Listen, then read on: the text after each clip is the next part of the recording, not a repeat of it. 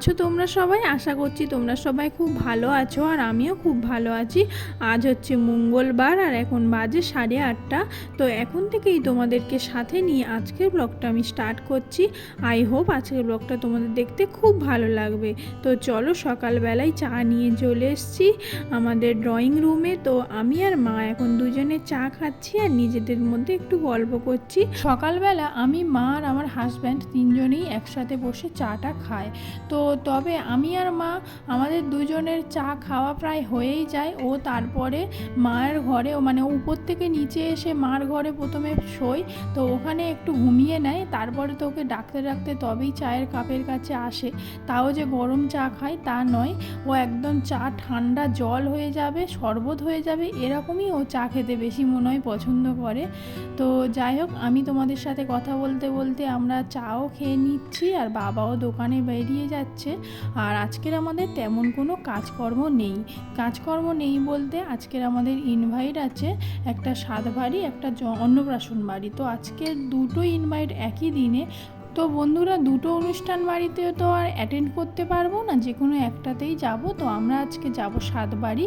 তো আজকে সকালে যেহেতু রান্না বান্না নেই, তার জন্য আমি উপরে চলে এসেছি। অ্যাকচুয়ালি কী বলো তো বন্ধুরা, আমি সবসময় নিচেই থাকি, নিচেই টাইম কাটাই, কেননা নিচেই রান্না বান্না হয়, নিচেই খাওয়া দাওয়া হয়, নিচেই সবাই থাকে।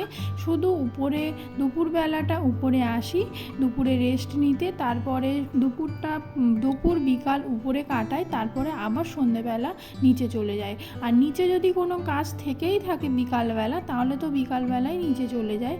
তো এখন কোনো কাজ নেই, রান্না বান্নার কোনো কাজ নেই, তাই জন্য ভাবলাম একটু আমার রুমটাকে ভালো করে ক্লিন করি। প্রথমেই আমি উপরে চলে এসে যেটা করলাম, আমার ওয়ার্ড্রপের একটা ওয়ার্ড্রপ যেটাই শুধু শাড়ি ভর্তি পড়েছিল, মানে শাড়িগুলোকে একটু রোদ্দুরে দিয়ে যে ভালো করে গুছিয়ে তুলে রাখবো, টাইম হয়ে উঠছিল না। তো যাই হোক, আজকের একটু টাইম পেয়েছি, সেইগুলোকে ভালো করে গুছিয়ে রোদ্দুরে দিয়ে ভালো করে গুছিয়ে আলমারিতে তুলে রাখবো।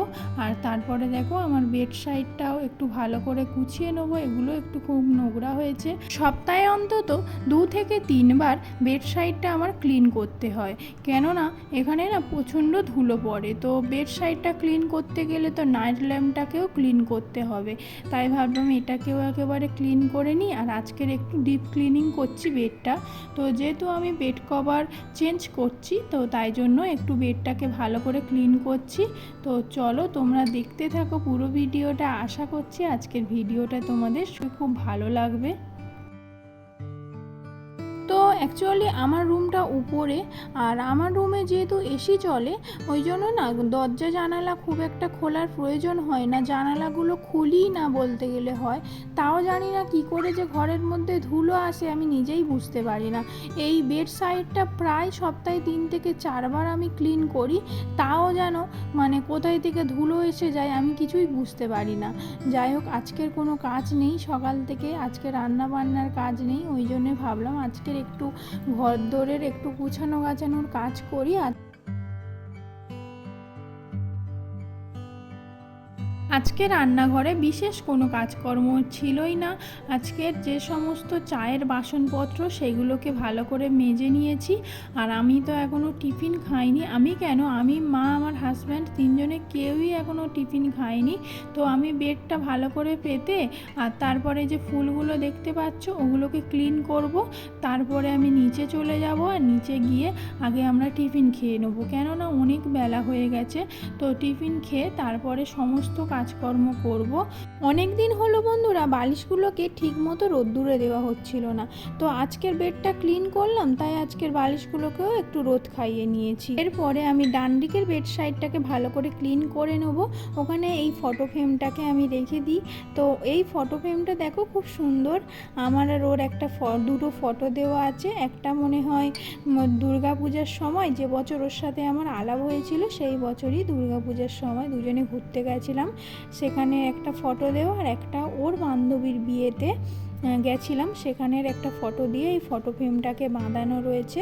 এই যে বেড সাইডগুলো না যতই ক্লিন করি না কেন এগুলো না সবসময় ধুলো হয়, একদিন দুদিন যাবে তারপরে দেখবো আবার সেই ধুলো হয়েছে। কোথা থেকে যে এত ধুলো এগুলোর উপর পড়ে আমি বুঝতেই পারি না।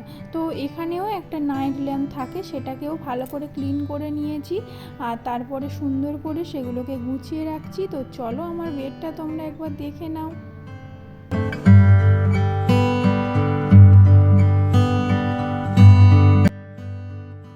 তো বন্ধুরা আমি এখন চলে এসেছি ছাদে এই ফুলগুলোকে ওয়াশ করব বলে। তো ভেবেছিলাম নিচে যাব, তো ভাবলাম অল্প কিছু ফুল ছাদে এগুলোকে ভালো করে ধুয়ে নিই। তো কিন্তু আমি ছাদে এসে ভুল করেছি, ছাদে এত গরম আমি ছাদে পা রাখতে পারছি না, ওই জন্য এই জায়গাটাকে একটু ভালো করে জল দিয়ে দিলাম, একদমই পা রাখা যাচ্ছিল না, এত ছাদে গরম। তো যাই হোক আমি এখানে ফুলগুলোকে ভালো করে ধুয়ে নিই আর তারপরে এগুলো আমি ছায়া জায়গার মধ্যে খেলিয়ে রাখলাম একটা খবরের কাগজের উপরে, যেহেতু জলটা শুষে নেবে। রোদ্দুরে দিইনি, কেননা রঙটা একদম ফেড হয়ে যাবে, ওই জন্য রোদ্দুরে দিইনি। এরই মাঝে আমি নিচে গিয়ে টিফিন করে এলাম, এখন বাজে প্রায় 11টা। তো স্নান করতে বেশ কিছুটা সময় দেরি আছে, তাই ভাবলাম একটু অন্য কাজ করি। তো মার এই শাড়িটা না অনেক দিন থেকেই পরে আছে, ফলস পাড় লাগাবো বলে বেশ কিছুটা লাগানো হয়ে গেছিলো, তারপরে পড়েছিল, তাই ভাবলাম এটাকে লাগিয়ে নিই। তো আমি অ্যাকচুয়ালি মেশিনেই ফলস পাড় লাগাই, মানে নিচটা মেশিনে লাগাই আর উপরটা হাতে লাগাই। তো এই শাড়িটা কিছুটা হাতে লাগিয়ে পরেছিল, তাই ভাবলাম আর মেশিনে বসবো না, এটাকেও হাতে লাগিয়ে নিই। আমি সবসময় মেশিনেই ফলস পাড় লাগাই, একদিকটা আর একদিকটা হাতে লাগাই, নয় হেম সেলাই দিই নয় রান সেলাই দিই। রান সেলাইটাই বেশি দিই, কেননা রান সেলাইটা দিলে একটু তাড়াতাড়ি হয়ে যায় আর হেম সেলাইটা খুবই টাইম লাগে। তো এই শাড়িটা একটু তাড়াতাড়ির জন্য রান সেলাই দিয়ে নিলাম। তো শাড়িটা একবার উল্টো করে তোমাদেরকে দেখিয়ে দিই। দেখো আমার শাড়িটা ফলস পাড় লাগানো কমপ্লিট। বন্ধুরা আমি আজকের যে অনুষ্ঠান বাড়ি যাব তারই জন্য একটা শাড়ি বের করে নিয়েছি, আর এই যে ব্লাউজটা দেখতে পাচ্ছ এটাও কিন্তু আমি নিজেই কাটিয়েছি। ব্লাউজটা কেমন হয়েছে তোমরা কিন্তু অবশ্যই আমাকে কমেন্ট করে জানিও। এই ব্লাউজটা আমি এই গেল বছর পুজোর সময় এই শাড়িটা ও আমাকে পছন্দ করে কিনে এনে দিয়েছিল। এটা কি বেশ নাম বলেছিল, হ্যাঁ এটা অর্গেঞ্জা।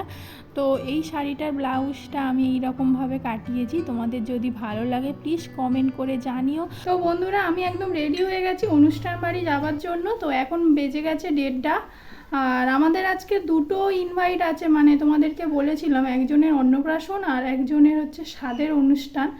তো আমরা স্বাদের অনুষ্ঠান মানে যার আমাদের দোকানে থাকে একটা ছেলে, ওরই মানে ওনারই বউয়ের স্বাদের অনুষ্ঠান, তো ওখানেই আমরা যাব। ওটা হচ্ছে আমাদের পাড়ার ভিতরে, আর একদমই আমাদের বাড়ি থেকে বেরিয়ে মানে পাশের বাড়িতেই। সেদিন যে বাচ্চাটা এসেছিল তোমাদের আগের ব্লগে দেখেছি, আরাধ্যা, ওরই আজকের মুখে ভাত। তো আমরা ওদের বাড়িতে আর যাবো না, তো দোকানের সব স্টাফেরাও যাবে। তো আমি আর মা রেডি হয়ে গেছি, আর ও আর বাবা খুব অস্থির, মানে বুঝতেই তো পারছো একটু সাজতে গেলে একটু দেরি হবে।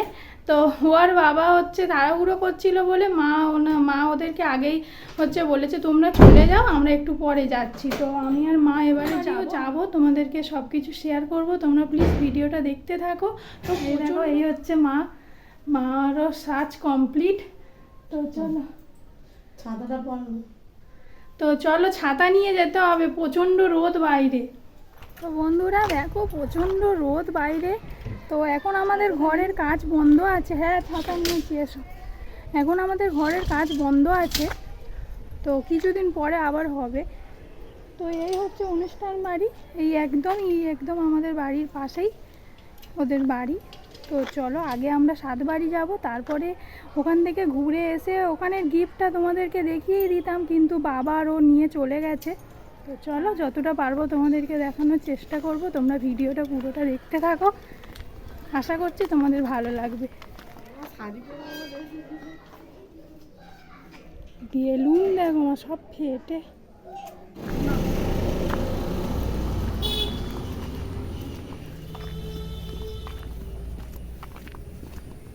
তো বন্ধুরা, এই যে রাস্তাটা দেখলে এটাই হচ্ছে আমাদের গ্রামের রাস্তা। আর আমরা কিন্তু অ্যাকচুয়ালি গ্রামের বাইরেই থাকি। আর এই যে মায়ের মন্দিরটা তোমাদেরকে দেখালাম, এখানে মায়ের রোজ পুজো হয়। আর মার বছরে একবার মায়ের যেখানে পুজো হয় সেটা হচ্ছে এই জায়গাটা, এটা হচ্ছে আটচালা, এটা আমাদের গ্রামের একদম ভিতরেই। তো এই বছরও পুজো হয়েছে, ভেবেছিলাম তোমাদের সাথে শেয়ার করব, বাট করতে পারিনি। তো যাই হোক, আমরা নিমন্ত্রণ বাড়ি চলে এসেছি আর এসে দেখছি সমস্ত অনুষ্ঠান হয়ে গেছে। তো আমরাও দুপুরে লাঞ্চ করতে বসে গেছি।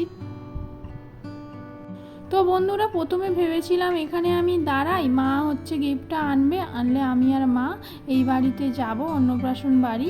তো দেখো অন্নপ্রাশন বাড়িটা কোথায়, এই যে আমাদের গেটের পাশে, এই যে অন্নপ্রাশন বাড়ির বেলুনের গেট, বেলুনগুলো না সব রোদ্দুরে ফেটে গেছে।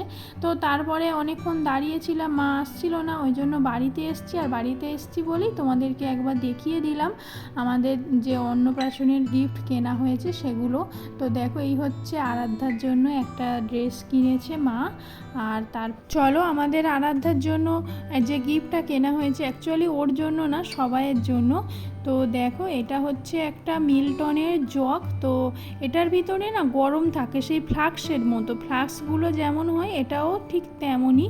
এর ভিতরে গরম চা, জল সব কিছুই রাখা যায়। তো দেখো, আমি আর মা এখন গিফটটা দিতে যাচ্ছি। তো বন্ধুরা, অনুষ্ঠান বাড়ি থেকে আমরা বাড়ি চলে এসেছি। আর মানে সাতবাড়ি থেকে বাড়ি এসে আমরা গেছিলাম অন্নপ্রাশন বাড়ি, গিফটটা দিতে গেছিলাম।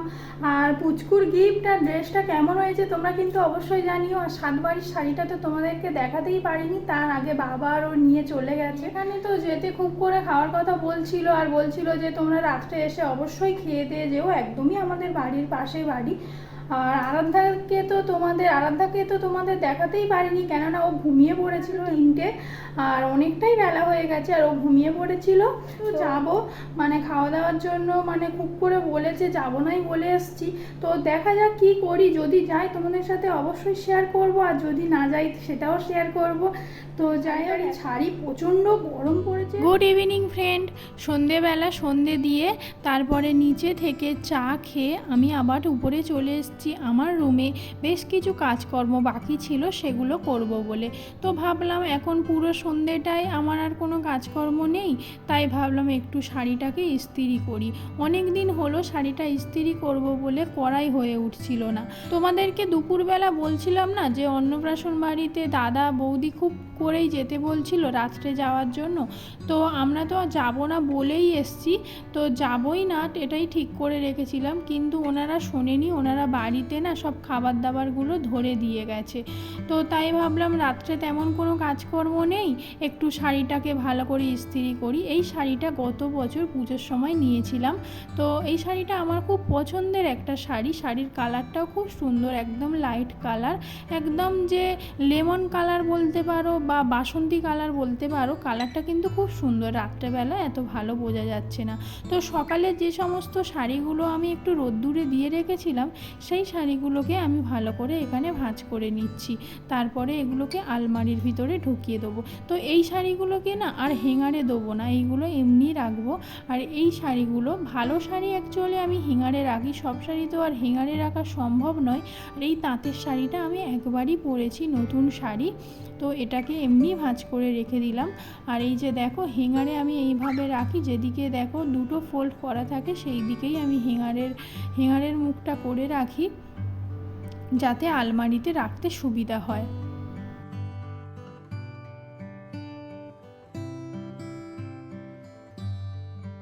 আমার তো আলমারি গুছানো হয়ে গেছে, আর তারপরে আমি নিচে চলে এসেছি। আর এখন ঘড়িতে বাজে 8টা, তোমাদেরকে একবার দেখিয়ে দিই।